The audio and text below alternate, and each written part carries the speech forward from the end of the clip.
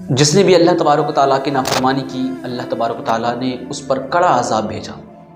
اسی طریقے کا ایک واقعہ اور ہے کہ حضرت عیسیٰ علیہ السلام کی قوم کے 300 افراد خنزیر بن گئے، یعنی سور بن گئے۔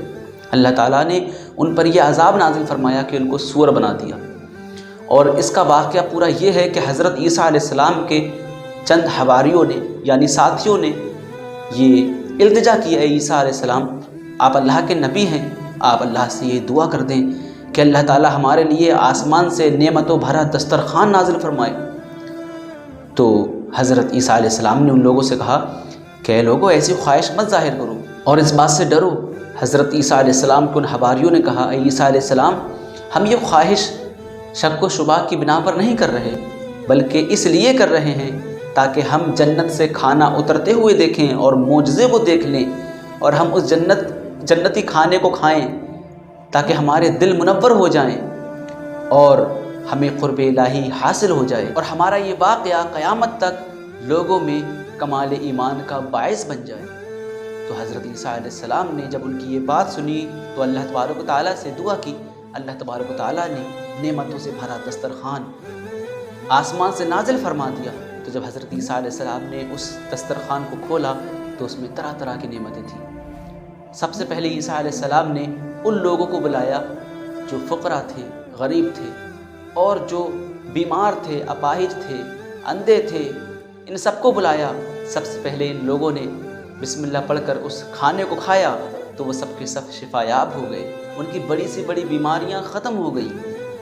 بتایا جاتا ہے کہ ان افراد کی تعداد جنہوں نے اس کھانے کو کھایا 7300 تھی۔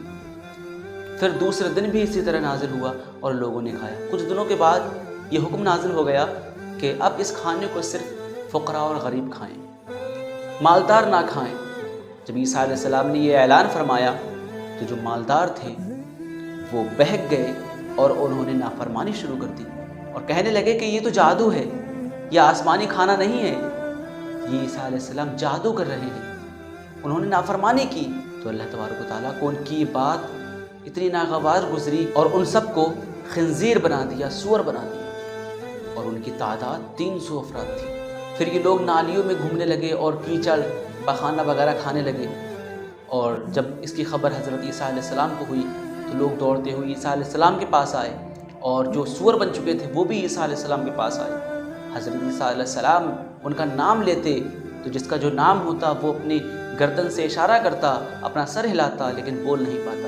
اسی طرح یہ لوگ 3 دن تک زندہ رہے، چوتھے دن یہ سب کے سب مر گئے۔ تو اللہ تبارک و تعالیٰ کی جو نافرمانی کرتا ہے تو اللہ تعالیٰ اس پر اپنا عذاب نازل فرما دیتا ہے۔